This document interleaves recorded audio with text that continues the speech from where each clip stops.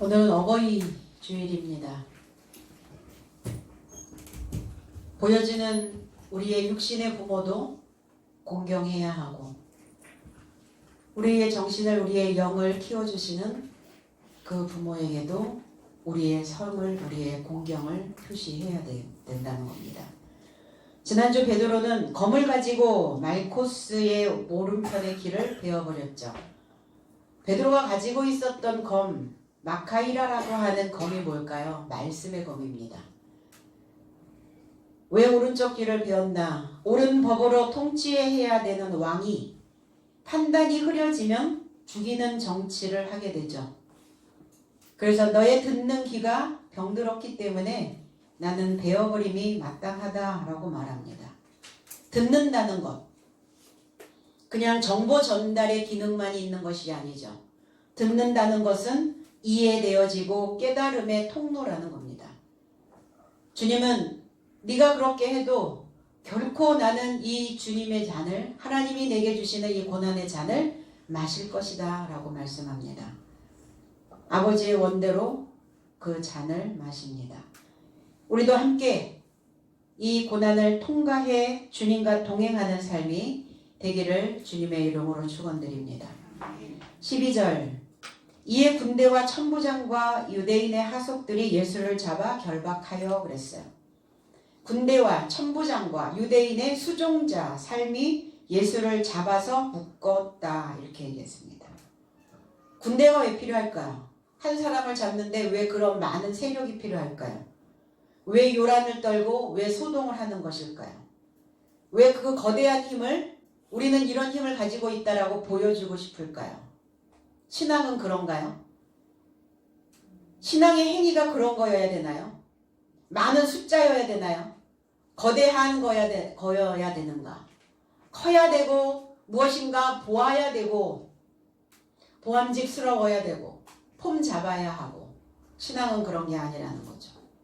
주님 앞에 그들은 거대한 힘을 과시했고 그들의 세력을 과시했고 그렇게 왔지만 주님은 거기에 굴하지 않는다는 겁니다.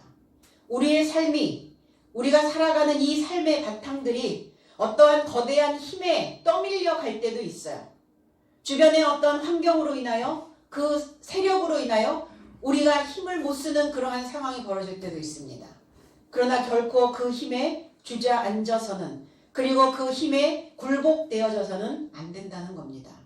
오늘 주님은 당신의 삶을 통해서 당신의 사역을 통해서 남겨져 있는 자들이 하나님을 믿는 신앙인들이 어떠한 삶을 이어가야 될 것인가에 대한 분명한 모습을 보여주고 계시는 겁니다. 군대는 왜 필요한가? 영토를 지키기 위함이죠. 전쟁을 위한 무리이기도 합니다. 그냥 전쟁을 왜 하는가? 내 나라를 지키려고요. 그런데 오늘 주님이 이 나라를 뺏으려고 온 것이 아니잖아요. 그런데 이 군대가 왔다는 겁니다. 이 단어가 히브리어로 넘어가면 하일이라고 하는 단어가 군대입니다. 용맹이고 힘이고 그리고 군대는 뭐가 있어야 됩니까? 군대는 군기만 있어야 되는가? 아니죠. 군대는 사기가 있어야 되죠. 에스겔 37장 10절에 이에 내가 그 명대로 대언하였더니 생기가 그들에게 들어가매 그들이 곧 살아 그들의 발로 일어나서 서는데 극히 큰 군대더라. 에스겔 선지자에게 말씀하십니다. 인자야, 이 마른 뼈들이 능히 일어서겠느냐? 그리고 생기가 들어갔습니다. 에스겔 선지자를 그 골짜기로 데려가셨는데 마른 뼈가 가득했다 그랬어요. 말라야 해요. 어떨 때는 말라야 되고 어떨 때는 처져 있어야 되죠. 그런데 지금은 어떤 때입니까? 지금은 말라야 해요. 지금은 마른 뼈여야 된다는 겁니다. 왜 마른 뼈여야 되는가? 그래야 생기가 들어가죠. 젖어 있으면 생기가 들어가질 않아요. 그러면 이 생기가 뭐냐? 영입니다. 영. 하나님의 영, 루아흐라고 하는 단어예요. 이 하나님의 영은 어떤 영이냐? 이해되어지고 감지되어지고 그리고 부는 바람이요 이성적인 사고를 할 수 있는 겁니다. 이걸 영이라고 얘기하는 거예요. 영은 눈에 보이지 않지만 무엇인가 우리에게 분명히 큰 작용을 하죠. 내가 어떤 영에 있느냐예요. 더러운 영이냐 아니면 거룩한 영이냐, 하나님의 영이냐 아니면 귀신의 영이냐예요. 영은 딱 두 종류거든요. 그래서 내가 어떤 영을 내 안에 담아두고 있는가예요. 마른 뼈, 이 뼈들은 어떤 뼈들인가? 에잼이라고 하는 단어예요. 굉장히 강해요. 그래서 인간이 굉장히 강하고 무엇에 묶여있고 우리의 생각들은 항상, 그래서 묶여있는 그 생각이 점점 불어나서 점점 강해지기 시작합니다. 그러니까 불필요하게 강하면 안 된다는 거예요. 그거는 말라야 된다는 거죠. 이 뼈는 언제부터 나오는가? 창세기 2장 23절에 아담이 가로되 이는 내 뼈 중에 뼈요 살 중에 살이라. 이것은 남자에게 취한즉 여자라 칭하리라. 아담의 갈비뼈, 그 갈비대로 하와를 만들었었죠. 뼈입니다. 에잼이라고 하는 단어예요. 그냥 강한 거예요. 남자도 강하고 여자도 강하고 사람 자체가 강해요. 뼈를 가지고 있기 때문에. 그래서 요즘은 뭐라 그래요? 칼로 물베기 부부싸움이 아니라 뼈 때리게, 뼈. 칼로 뼈를 때려요. 그냥 다 부러지고 부서지고 동강나버리는 거죠. 남자는 뭐냐? 이쉬라고 하는 단어요. 여자는 이샤라고 하는 단어입니다. 남자의 뜻은 무슨 뜻이냐? 현존하고 싶어하는, 그리고 배우고 본받아서 연마하는 자를 남자라고 말합니다. 그러니까 하여튼 남자는 배우고 본받아야 돼요. 내 본성을 끊임없이 연마하는 자여야 된다는 겁니다. 왜? 강하니까 연마되어지지 않은 것이 쏟아져 나오면 상대의 뼈를 때린다는 거예요. 상대의 뼈를 다치게 합니다. 그럼 여자는 어떤 자냐? 이샤라고 하는 단어. 배우고 본받아서 연마하여 숨쉬고자 하는 자. 숨통이 막혀, 이런 얘기를 하죠.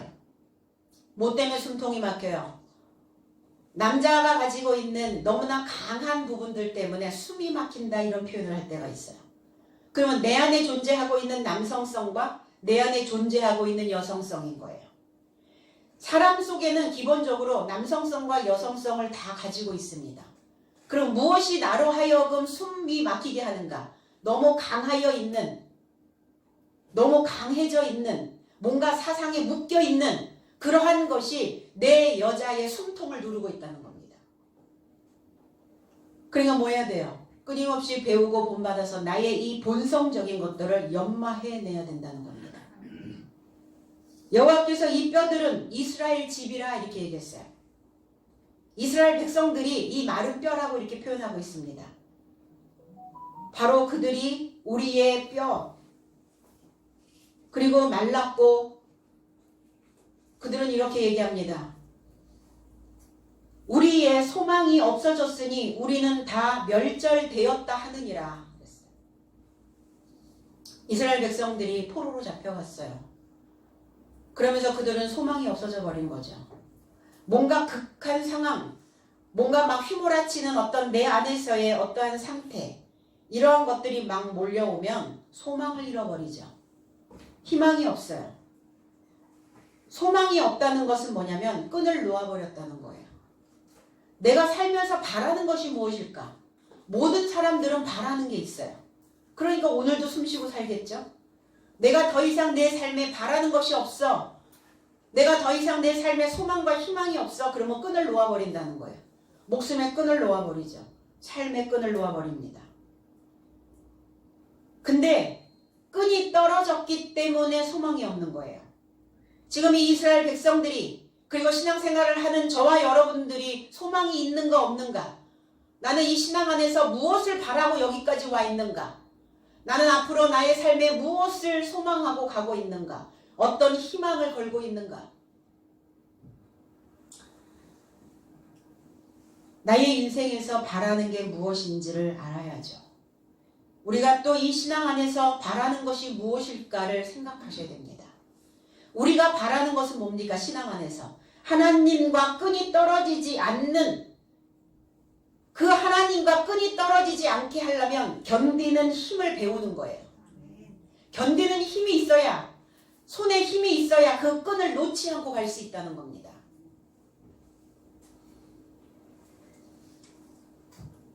이 백성들에게 에스겔 선지자는 대언을 합니다.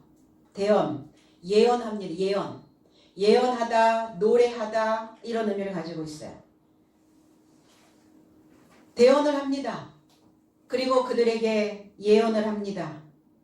무엇대로? 그 명대로 하나님이 주셨던 그 방법대로, 하나님이 명령해 주신 그 방법대로, 그리고 그들에게 생기가, 이성적인 영이, 하나님의 바람이 감지하고 이해할 수 있는 그 이성적인 영이 그들에게 들어가매 그랬어요. 들어갔다라는 것은 내가 하나님의 말씀을 적용하는 겁니다. 내가 하나님의 말씀 안에 거하는 겁니다. 이것을 들어갔다라고 표현을 하는 거예요. 하나님의 말씀을 내가 적용했더니, 그랬더니 그들이 곧 살았다고요. 살아났다고요. 살게 되었다고요. 살맛이 났다고요. 그리고 그들의 발로 일어나서 서는데 그랬어요. 그들의 발이 레겔이라고 하는 이 단어인데, 발은 뭐 하는 겁니까? 걸어가는데, 길을 가는데, 동행하는데 필요하죠. 그리고 이 발은 왜 필요합니까? 무엇인가를 조사하고 찾아내고 탐구하는 데 필요하죠. 그리고 이 발이 왜 필요합니까? 내 안에 불필요한 생각들이 있으면 밟아버리라고 발이 필요한 거예요. 발을 못 쓰는 사람들만 발이 아픈 게 아니죠. 내 안에 잘못된 생각이 삐죽 올라왔을 때 그 생각을, 그 가죽을, 그 피역을 밟지 않으면 늘 무거운 상태로, 더러운 상태로 가게 된다는 거예요. 옛날에 대용량 세탁기가 없을 때 우리 빨래를 어떻게 했죠? 이불 빨래를 커다란 다라에다가 물 잔뜩 붓고 그리고 발로 밟았어요. 그럼 우리 안에 더러운 때가, 더러운 생각들이, 내 안에 하나님의 영이 아닌 더러운 영이, 기분 나쁜 영이 내 안에 올라오면 발로 밟으시기를 원합니다. 밟으셔야 돼요. 그래서 그들의 발로 일어나서 서는데 그랬어요. 일어나서 섰다는 것은 뭐냐면 고침을 받았다는 거예요. 회복됐다는 겁니다. 그 생각을 아래에 두지 아니하고 위에 놓다라는 단어도 여기에 있어요. 아마드라는 단어가. 위에 두는 겁니다. 하늘의 소망을 품는 거예요. 땅에 무슨 소망이 있어요? 땅은 고통이죠. 땅은 힘들죠. 땅은 하루하루가 힘들어요. 하늘을 봐야 숨통이 열릴 거 아닙니까?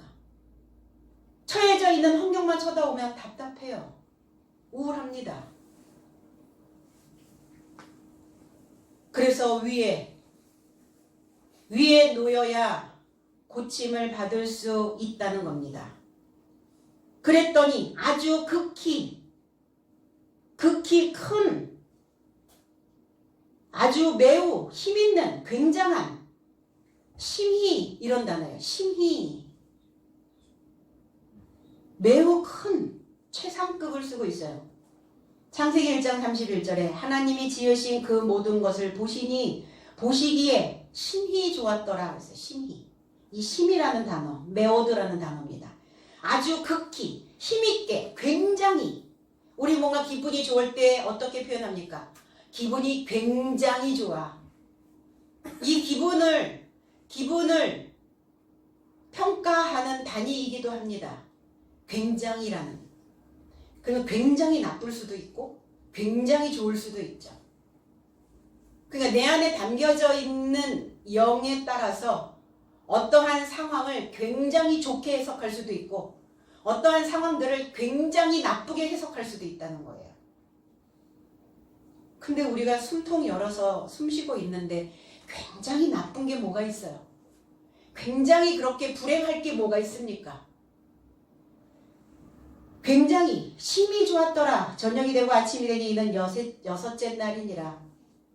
여섯째 날에만 이 메오드라는 단어를 쓰셨어요. 하나님이. 심히 좋았더라. 사람을 지으신 그 마지막 날이었거든요. 그러니까 사람은 뭐 해야 돼요? 어떠한 기분에 따라서 굉장히 이렇게 업다운을 한다는 거예요. 굉장히 좋기도 하고 이 한 단어가 굉장히 나쁘게도 쓰이고 심히 좋았더라. 하나님이 인생을 만들고 심히 좋았다는 것은 뭐예요? 굉장히 기분 좋으셨던 거죠. 굉장히 흔쾌히 굉장히 기분 좋은 삶이었다는 거예요. 그런데 그들이 큰 군대더라. 큰 위대한 장엄한 그리고 고상한 크다라고 하는 이 까돌이라고 하는 단어는 많은 것을 담아두고 있는 거예요. 처음부터 많아진 게 아니에요. 가면서 점점 불어난 거예요. 이걸 까돌이라고 얘기합니다. 큰 군대, 가치가 있는 용감한 그리고 그 세력이 있는 그 능력이 있는 군대더라. 그러니까 저와 여러분들은 군대예요. 각각 다 군대예요. 그냥 군에 속하여 있는 그 한 사람이 아니라 군대라고요. 내가 많은 것을, 위대한 것을, 최고의 것을, 굉장한 삶을 가지고 있는 그 군대가 저와 여러분들의 삶이라는 겁니다. 그리고 이 군대는 뭐가 있어야 된다고요? 물론 군기도 필요하죠. 그런데 사기가 떨어지면 전쟁에 나가서 져요. 왜 사기가 떨어질까요? 기분이 더러워지면 사기가 떨어집니다. 그래서 백성들은 다 굶어도 항상 군대를 위한 군량미는 항상 비축이 되어져 있었어요. 배를 곪게 하거나 필요로 하는 그 군내 물자들을 공급해주지 않으면 사기가 떨어져 버리거든요.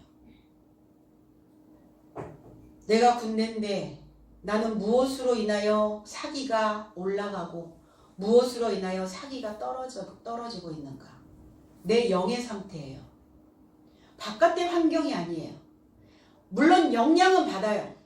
만나는 사람, 보여지는 어떤 환경 이런 거에 의해서 영향은 받는데 그것을 내가 어떠한 시각으로 어떻게 재해석하느냐에 따라 사기가 올라갈 수도 있고 사기가 떨어질 수도 있다는 겁니다. 그래서 뭐라 그래요? 아내들은, 선생들은 뭐 해야 됩니까? 남편의 사기를 높여줘야 되고 제자들의 사기를 높여줘야 되죠. 부모된 자들은 자식의 사기를 또 자식은 부모의 사기를 높여줘야죠. 서로 그래서 충천해줘야 된다는 겁니다. 그럴 때 우리의 삶 속에서 심히 좋았더라, 심히 행복하더라 라는 말이 나오겠죠.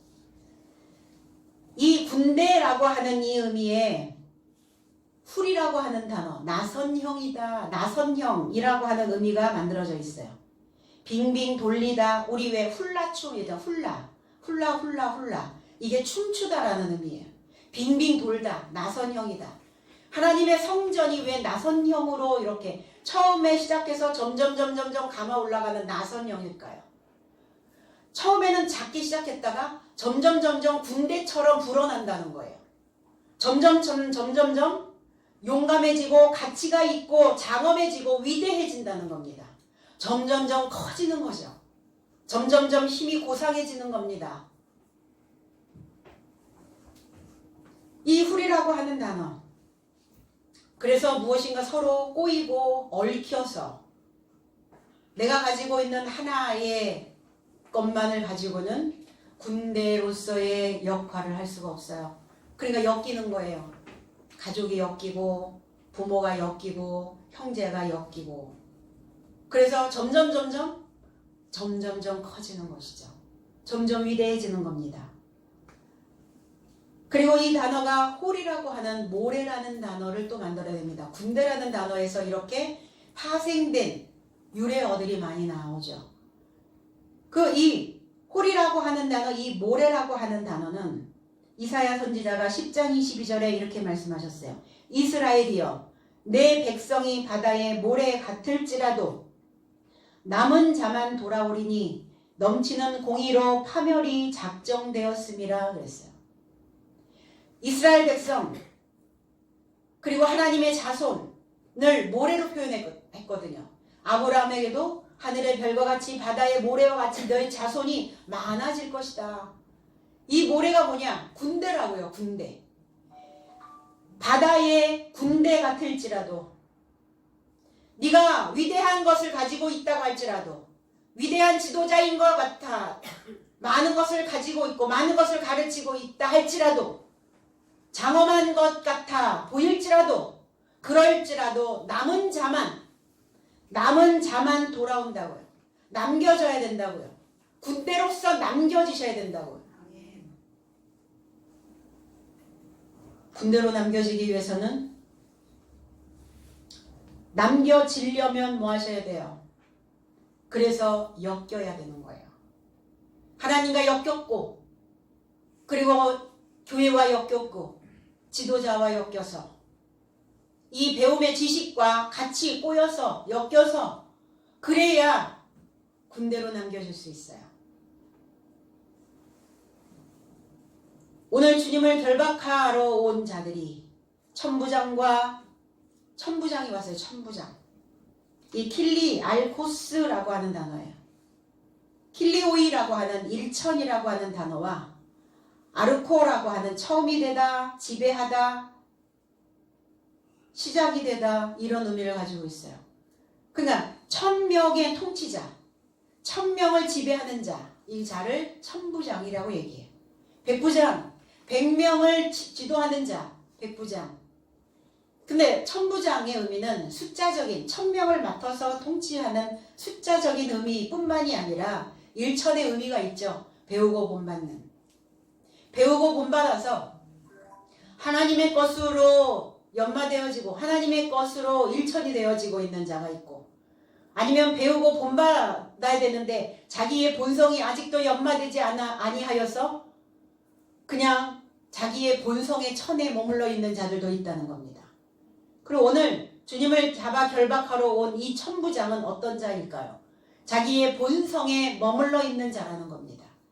자기의 본성에 그 일천에 머물러 있는 자예요. 주님을 잡아 붙잡았다고요. 결박하였어요. 묶고 조여버렸다는 겁니다. 그들이 무엇으로 어떤 끈으로 묶었을까요? 어떤 것으로 조였을까요? 그들이 가지고 있는 그들의 본성이었다는 거예요. 아직 길들여지지 아니하는 그러니까 우리의 본성이 튀어나오면 어때요? 상대의 생각을 결박해버리죠. 마음을 다치게 해요. 마음을 다쳤다는 것은 마음을 묶어버리는 거예요. 기분 좋게? 아니요, 기분 나쁘게. 기분 나쁘게 묶어버리는 거죠. 오늘 이 천부장은 그리스도 예수를 결박하러 왔는데 결박되셨을까요? 디모데후서 2장 9절에는 복음 안에서 내가 죄인과 같이 매이는 데까지 고난을 받았으나 하나님의 말씀은 매이게 아니하니라 그랬어요.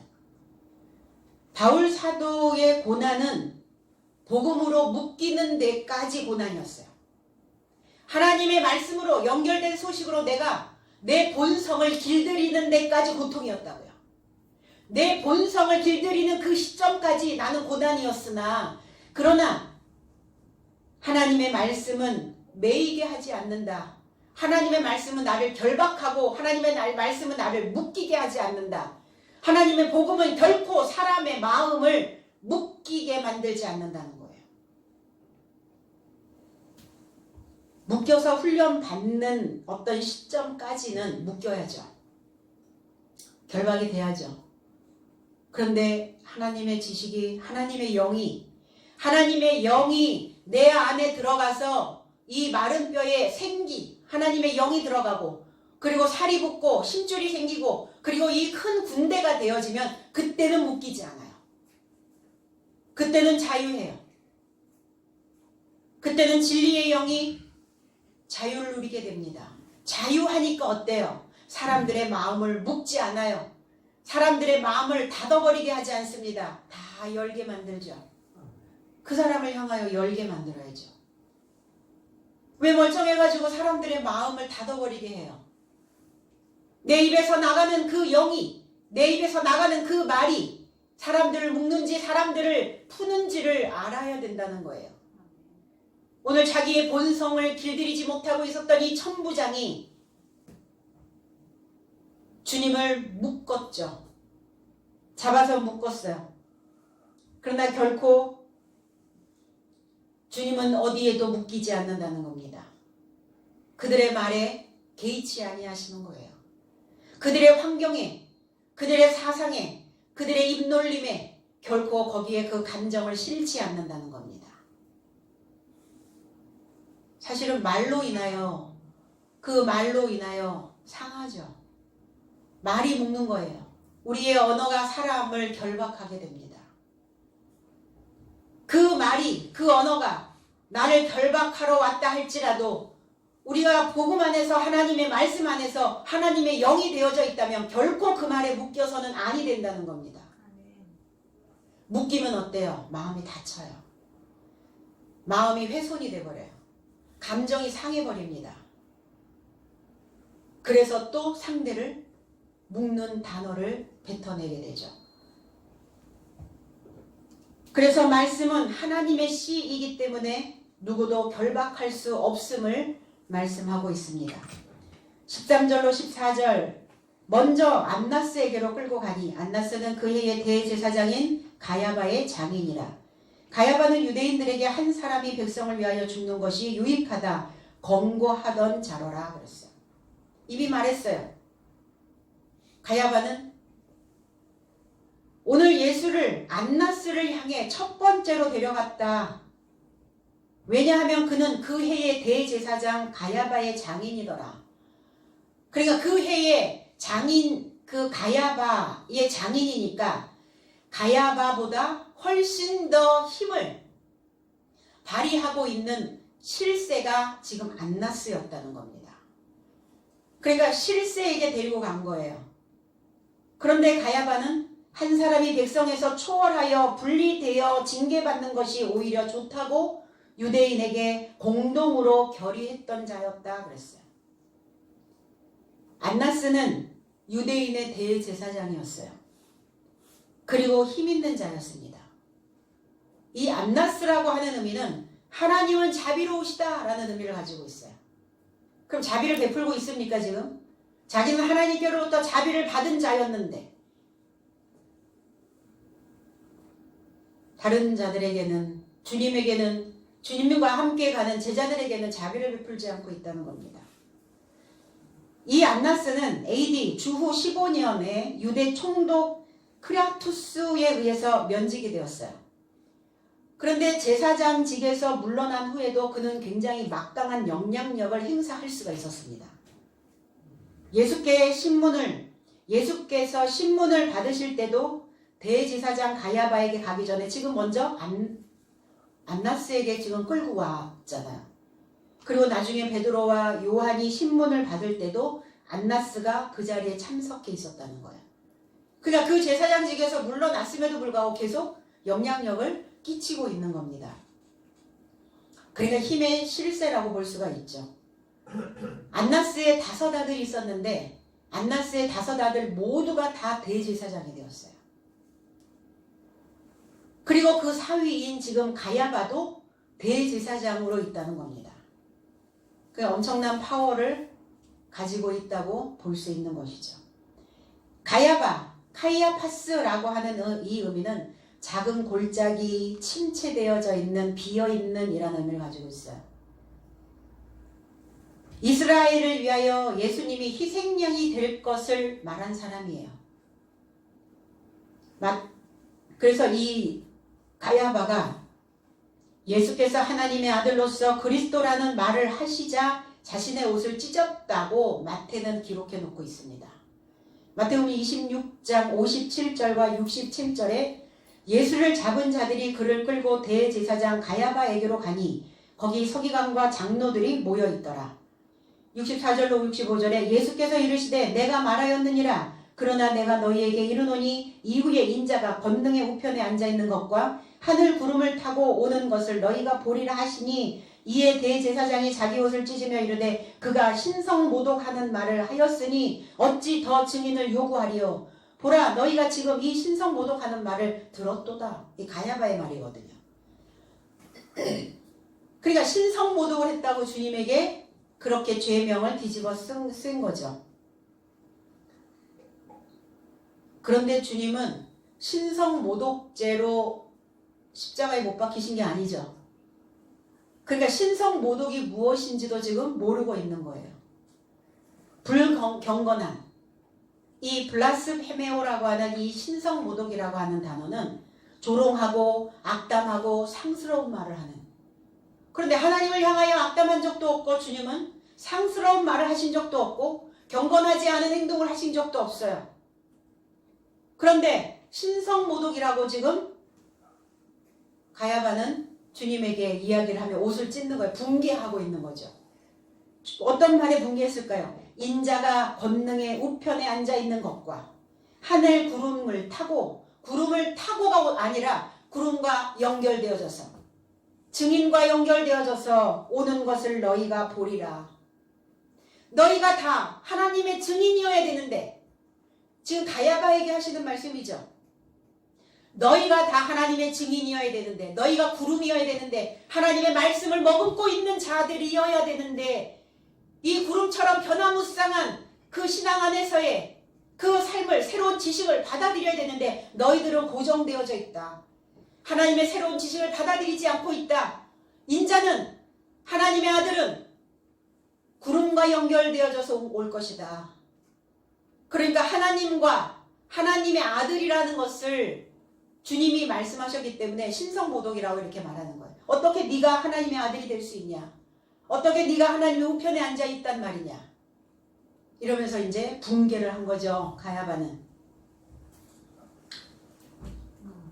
기다리고 있었을 거 아니에요. 기다리고 있잖아요. 지금도 여전히 메시아를, 지금도 그리스도를, 지금도 재림 예수를. 그런데 세상 안에 있다고요. 하나님의 영이 임하여 있는 자는, 그리스도의 영이 임재한 자는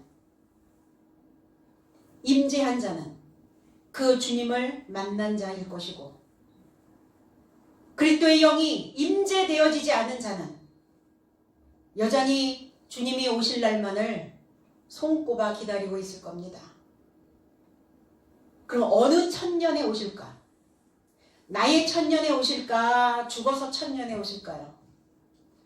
살아있을 때 내가 그것을 표명하지 못하고, 살아있을 때 내 삶에 그 말씀을 적용하지 못하고, 내가 살아있을 때 이 말씀들이 살아서 내 삶 속에서 움직이지 않고 있다면 이건 진리가 아니죠. 죽은 다음에 오면 누가 알아요? 죽은 다음에 임재를 하셨는지 재림을 하셨는지 누가 알 거냐고요.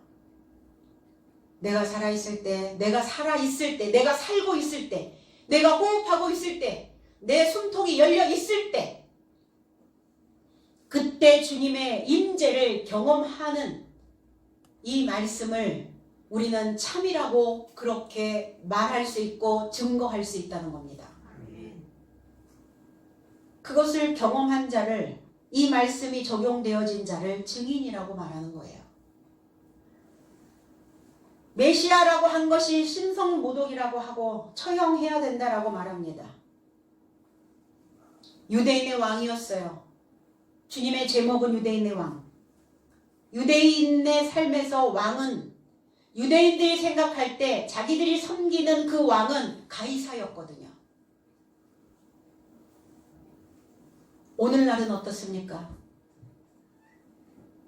지금 이 역사는 역사의 뒤안길로 물러가 있는 것이 아니죠. 우리는 산자의 하나님, 살아있는 이 신앙, 내가 살고 있는 이 신앙생활을 내가 갖고 있다면 오늘 이 상황을 우리는 어떻게 받아들여야 될 것인가요? 사망에 이르는 죄가 신성모독죄인데 사망에 이르는 죄가 신성모독죄예요. 그러면 신성모독은 무엇을 신성모독이라고 하는지 알아야 될 거 아니에요. 말씀에 대하여 조롱하고, 조롱했다는 건 뭐예요? 말씀에 대하여, 재해석한 말씀에 대하여, 해설된 말씀에 대하여 비웃고 받아들이지 않고 이 말씀이 나의 삶에서 현상으로 나타나지 않고 있다면 신성모독입니다. 산자의 하나님을 분명히 성경은 증거하고 있는데 산자의 하나님을 증거하지 않고 있다면, 살아있는 말씀으로 내 삶이 경건하게 되어지지 않고 있다면, 그렇다면 신성모독이라는 거예요. 그래서 경건하게 살려면, 내가 경건해지려면 깨달아진 5마디로 거룩한 전을 내 안에 지어야 되죠. 그런데 집 짓기가 쉽지가 않더라고요. 무엇이 방해를 해요? 나의 옛 그림자들이, 나의 옛 터가, 나의 고정되어져 있는 그 터들이 늘 집 짓는 거를 방해해요. 새로운 집을 지으려고 마을 어귀에 갔더니 그 지역에 살고 있는 원주민이 길을 가로막네요. 못 간다는 거죠. 나는 그 위에다 집을 지으러 가려고 하는데. 그러니까 그때마다 뭐 해요? 그때마다 그 사람에게 통행료를 내는 거예요. 50만 원도 주고 100만 원도 주고 그런 거죠. 무엇이 우리의 새로운 집을 짓는데 가로막고 있는가? 무엇을 방해받고 있는가? 깨달아진 5마디로 5마디, 1만 마디 필요 없어요. 내가 많은 지식을 가지고 있고 많은 것을 가르치고 있고 많은 것을 내가 했다 할지라도 깨달아진 5마디면 족하다는 거예요. 나를 살찌게 하는, 나를 용감하게 하는, 나를 하나님의 것으로 강하게 하는 그 5마디의 말씀이 내 삶을 늘 통치해 가야 된다는 겁니다. 그러니까 이 5마디는 강해요. 굉장히 강하고 굉장히 용감하게, 굉장히 두껍게 말씀이 쏟아지거든요. 소나기처럼 퍼부어집니다. 그래서 말씀이 불처럼 쏟아질 때 그 말씀에 타버리면 안 되거든요. 하늘에서 불비가 쏟아질 때, 그 말씀의 불비가 쏟아질 때 타버리면 소돔과 고모라예요. 그렇게 되어지지 않으려고 오늘 우리는 끊임없이 그 하나님의 불같은 시험을 견디고 뚫고 나와 있는 것입니다. 가야바 대제사장이 되지 않으려면, 그럼 나는 안나스가 아니고 나는 가야바가 아닌가? 그럼 내가 안나스고 내가 가야바가 내 안에 있다는 거예요. 늘 하나님의 자비만을 구하고 있는, 그런데 자비를 베풀어야 되는 상황에서 자비를 베풀지 않고 있는 자, 나는 은혜를 받았음에도 불구하고 은혜를 베풀지 않고 있는 자, 안나스라는 겁니다. 가야바, 작은 골짜기 비어있는, 침체되어져 있는, 이게 가야바예요. 왜 침체되어져 있는가? 삶이 침체되어져 있어요. 삶이 침체되는 이유가 있죠. 그 골짜기에 빠지는 일이 있어요. 생각이 콕 구덩이에, 골짜기에 처박힐 때가 있거든요.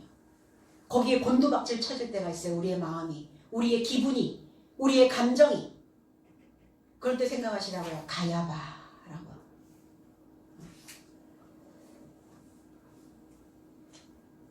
작은 골짜기로 비어있는, 그리고 이러한 상태에 있는 이 가야바를 뭘로 채우실 거예요? 환경이 좋아지면 채워지나요? 마음에 드는 사람들만 있으면 채워지나요? 내가 원하는 거, 내 조건 다 갖춰지면 채워지나요? 안 채워져요. 하늘의 비로 채우셔야 돼요. 하늘의 물로 채워져야 된다는 겁니다. 하늘에서 내리는 빗물은 증류수여야 돼요. 증류수. 걸러야 해요. 우리의 입에서 나가는 말이 거르지 않고 말을 뱉어내잖아요. 그 비 온 다음에 차 상태 보셨죠? 어때요? 예전에는 비가 와도 그렇게 흙탕물이 아니거든요. 예전에는 다 빗물을 받아가지고 빨래도 빨고 머리도 감고 그랬었어요. 왜?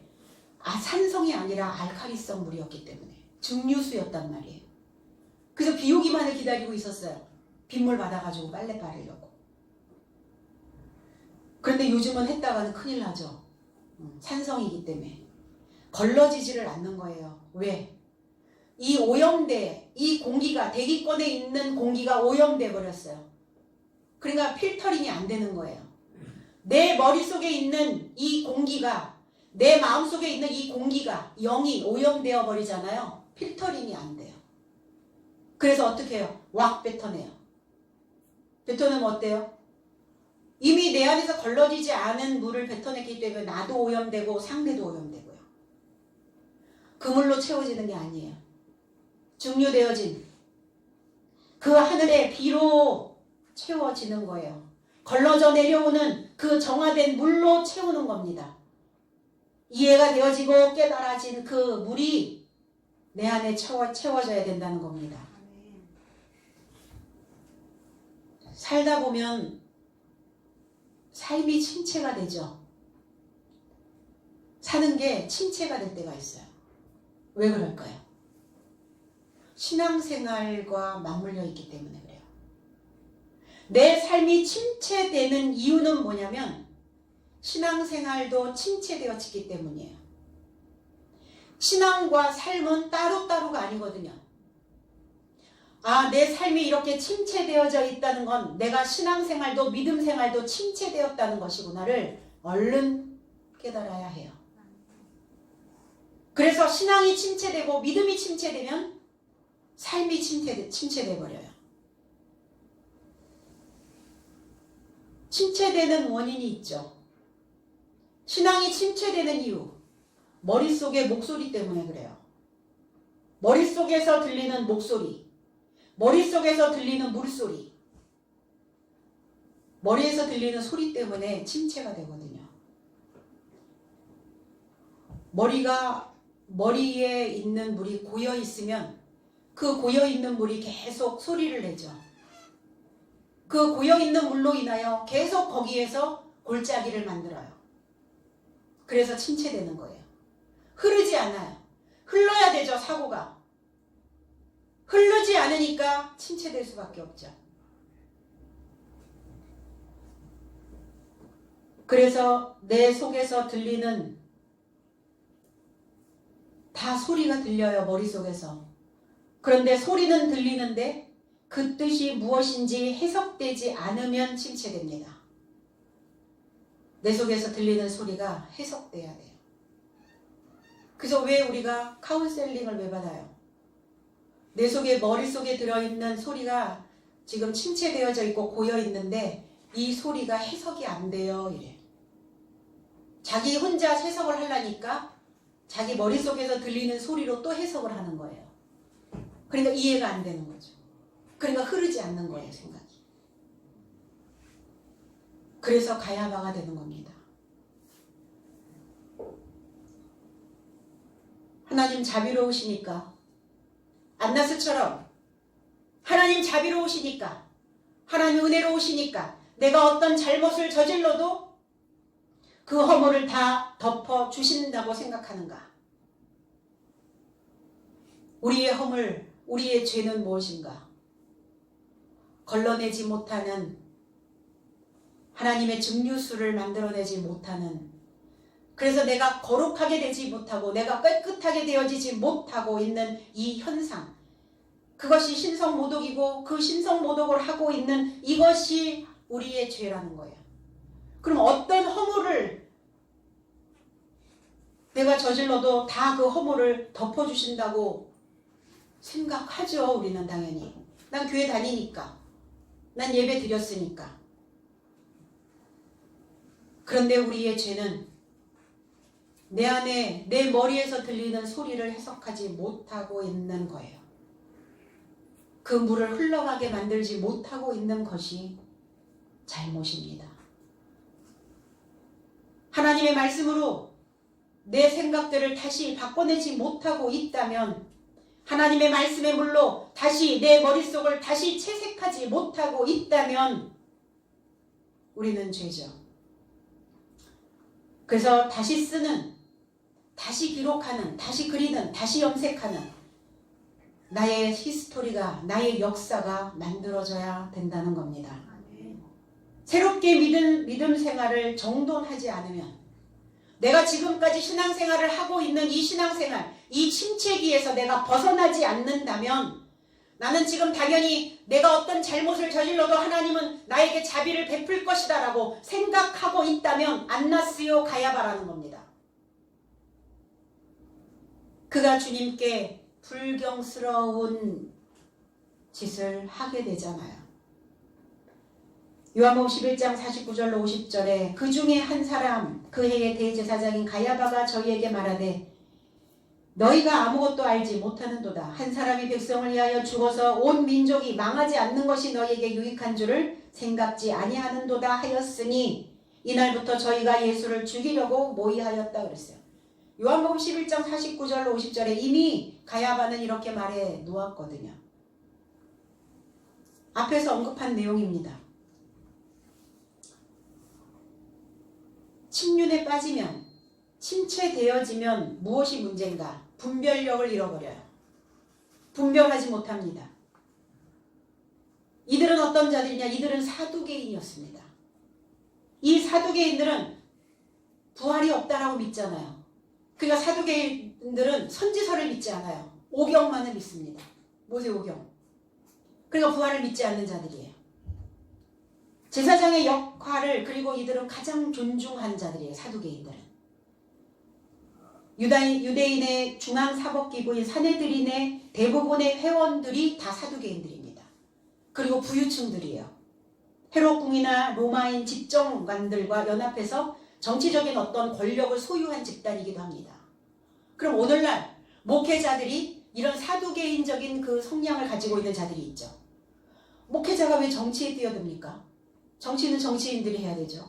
목회는 목회자가 해야 되고, 가르치는 일은 교사가 해야 되고, 다 달라요. 그런데 막 넘나들면 어때요? 사두개인이에요. 그래서 그 어떤 오경만을 붙잡고 어느 한쪽으로만 기울어져 있는 자들의 모습이기도 합니다. 15절 시몬 베드로와 또 다른 제자 하나가 예수를 따르니 이 제자는 대제사장과 아는 사람이라 예수와 함께 대제사장의 집들에 들어가고 그랬어요. 베드로와 다른 제자 이렇게 됐어요. 이름을 왜 안 밝혔는지는 모르겠어요. 시몬 베드로와 다른 제자도 예수와 따르니가 아니에요. 따랐다가 아니라 동행하였다고요. 아콜루테오라고 하는 단어. 동행이라고 하는 건 뭘까? 따라가는 것은 뒤쫓아가는 것이고 그냥 졸졸졸 따라다니는 것이고, 동행이라는 것은 뭐냐면 같은 길에 서 있는 거예요. 같은 길에 섰다는 것은 뭐냐? 이 길은 로드가 아닙니다. 웨이입니다. 웨이. 방법. 어떤 방법으로 가느냐예요. 어떤 방법을 가지고 사느냐예요. 부부도 자식도 또 형제도 같은 길을 가지 않으면 동행이 아니에요. 그냥 가는 거예요. 상행선 하행선으로 그냥 가고 있을 뿐이에요. 동행이라는 것은 같은 길에 서는 겁니다. 같은 것을 갖고 가는 거예요. 같은 방법으로 사는 겁니다. 그래서 주님은 나는 길이요 그랬어요. 왜입니다. 나는 방법이요. 무엇으로 가는? 살아있는 영으로 가는 방법을 가르치러 왔다고요. 길이고 진리고 생명이다. 그래서 동행은 일정한 곳으로, 일정한 방법으로, 일정한 방향으로 가는 겁니다. 그런데 작동하지 않는 만 개의 방법을 가지고 있으면 뭐 할 거예요? 작동하지 않는 만 개의 방법. 나는 믿는 방법이 있어. 신앙생활을 하는 방법이 있어. 사는 방법이 있어. 그러니까 그게 작동하지 않으면 무슨 소용이 있냐고요. 작동하지 않으면 10,000개 아니라 100만 개를 가지고 있어도 소용이 없습니다. 어떤 방법으로 사는가? 어떤 방향으로 가는가?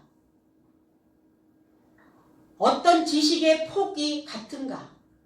이 웨이라고 하는 것은 지식의 폭, 행동의 폭, 내 주변의 주위의 폭, 어떤 폭, 어떤 방법, 어떤 방향.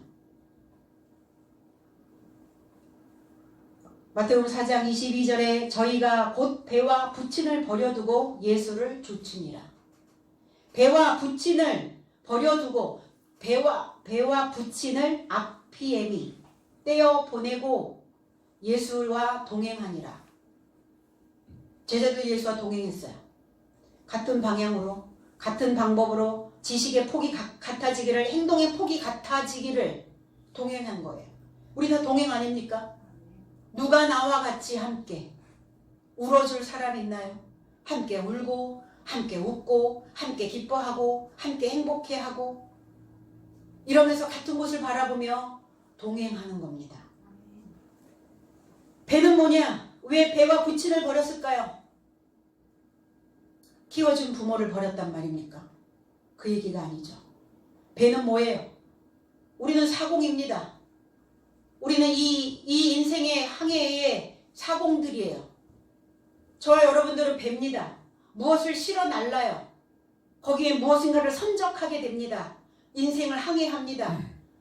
그러면 이 제자들이 주님과 동행하기 전에 가지고 있었던 배는 뭐였어요? 그들은 옛 것을 실어 날르는 배였습니다. 과거의 것을 실어 날랐던 배였어요. 걸러내지 않았던 그 말을 거기에 싣고 다녔던 배였습니다. 배는 떼어보내야죠. 그 배는 떼어보내고, 그럼 부친은요? 파테르, 부모는 뭡니까?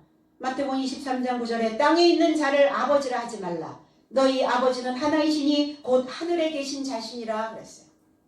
땅에 연결되어져 있는 너의 삶의 아버지를 초청해서는 안 된다고요.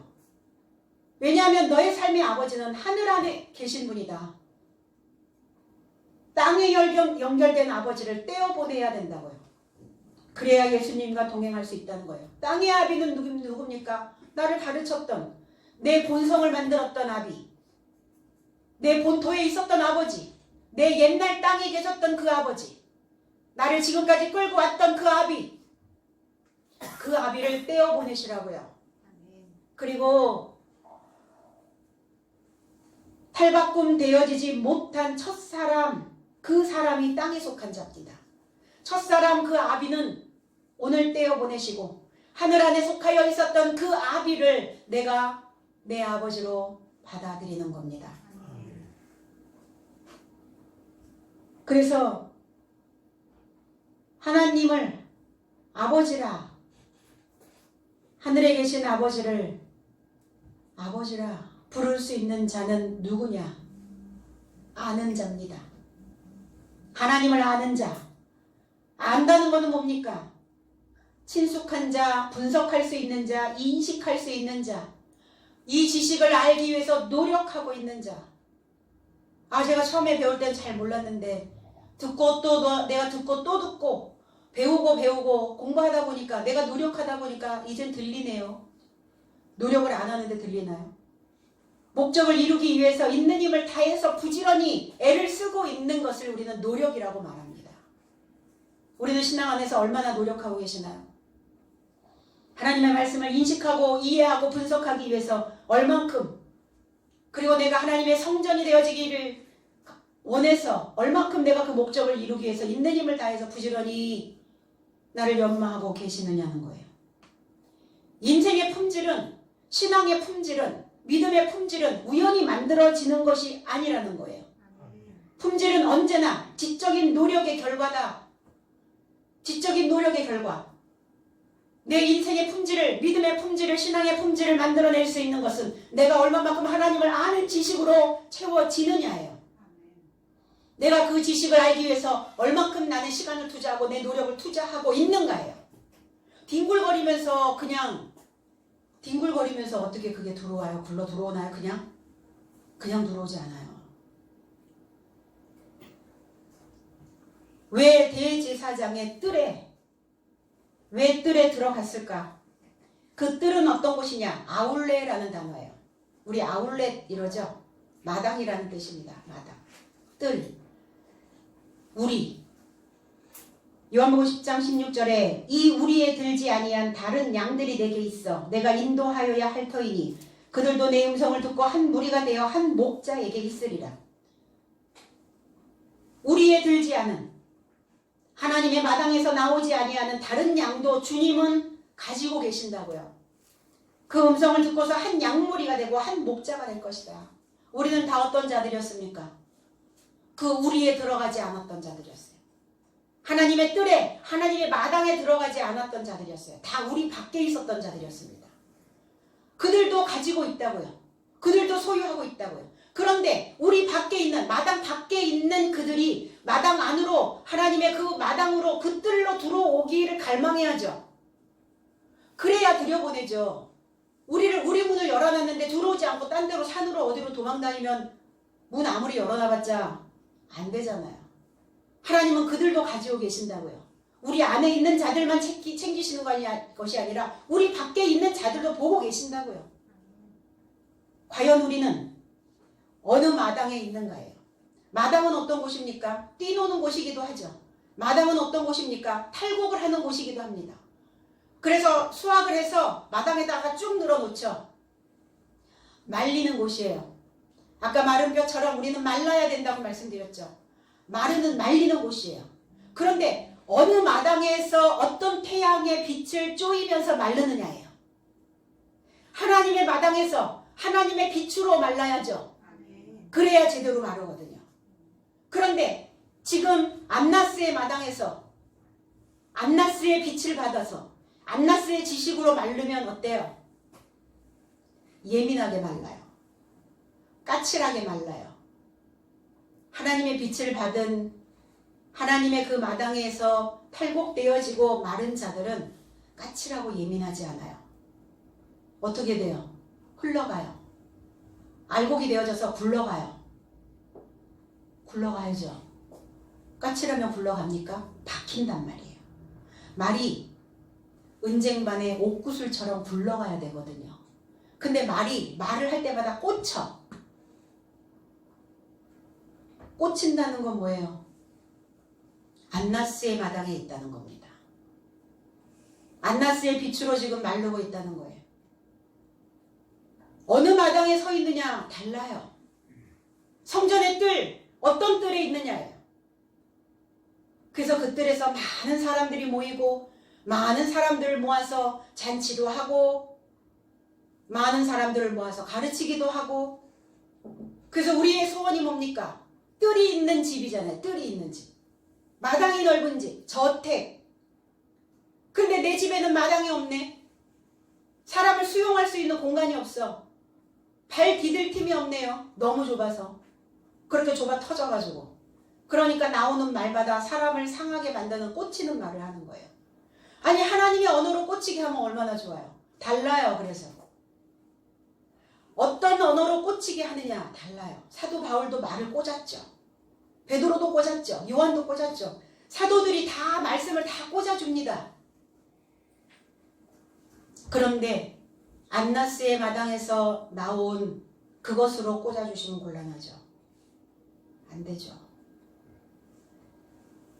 안나스의 마당. 그래서 안나스의 마당에서 그리스도 예수의 그 마당으로 바뀌어지려면 마당이 바뀌어지려면 내가 서 있는 곳이 내가 지금 늘어놓은 곳이 내가 삶을 영위해 가는 그곳이 바뀌어지려면 성숙되어 주셔야 됩니다. 그러면 성숙은 어떻게 돼요? 내가 성숙했다는 것을 어떻게 알아요? 냉장고 속에 들어갔다 나와야 되나요? 숙성? 어떻게 해야 돼요? 성숙이 되어지면 삶의 맛이 달라요. 왜 우리 숙성시키죠? 맛이 다르게 맛이 달라. 고기 숙성시키면 어때요? 육질이 달라요. 음식을 숙성시키면 어때요? 예전의 맛과 숙성시킨 맛이 다르잖아요. 똑같아요? 똑같으면 뭐하러 숙성을 시켜요? 그러면 내가 성숙되어졌다는 것을 무엇으로 알까? 삶의 맛이 달라지는 거예요. 죽을 맛이에요?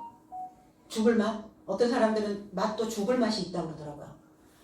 내가 사는 게 죽을 맛이야 그러잖아요. 사는데 왜 죽을 맛이에요? 살잖아. 사는 맛으로 가야죠. 그러면 이 신앙의 맛을 잃으면 사는 맛도 없어요. 사는 맛은 있는데 신앙의 맛은 없나요? 아니에요. 신앙의 맛이 없어지잖아요. 그러면 살 맛도 없어져요. 왜? 우리가 바라고 소망하고 우리의 목적을 이룰 수 있는 그 힘의 원동력은 신앙에서 나오기 때문이에요. 신앙의 맛을 잃어버리기 때문에 살 맛도 없는 거예요. 내가 지금 신앙의 맛이 있어. 말씀을 들을 때마다 맛이 있어. 내가 깨달아질 때마다 맛이 나. 맛이 나니까 어때요? 신바람이 나고 신바람이 나니까 사는 맛이 느껴지잖아요. 사는 맛이 안 나요? 내가 신앙의 맛을 잃었구나. 믿음의 맛을 잃었구나. 침체되어져 있구나를 생각하셔야 된다는 겁니다. 그럼 머물러 있어요? 그거를 깨닫고 머물러 있어요? 그건 깨달음이 아니에요. 그거는 내 머릿속에 그냥 소리만 집어넣을 뿐이에요. 깨달았다면 뭐 하셔야 돼요? 성숙되셔야죠. 맛을 살려내셔야 됩니다. 오늘 주님의 마당에서 하나님의 마당 안에서 하나님의 마당 안에서 수확되어지고 그리고 그 마당에서 쬐는 그 빛으로 인하여 내가 잘 익고 그 말씀으로 인하여 내가 가지고 있었던 그 땅에 속하여 있는 계속 나를 가르치고 있는 그 아비의 사상이 다 바짝 말라버리면 이제 탈곡하겠죠.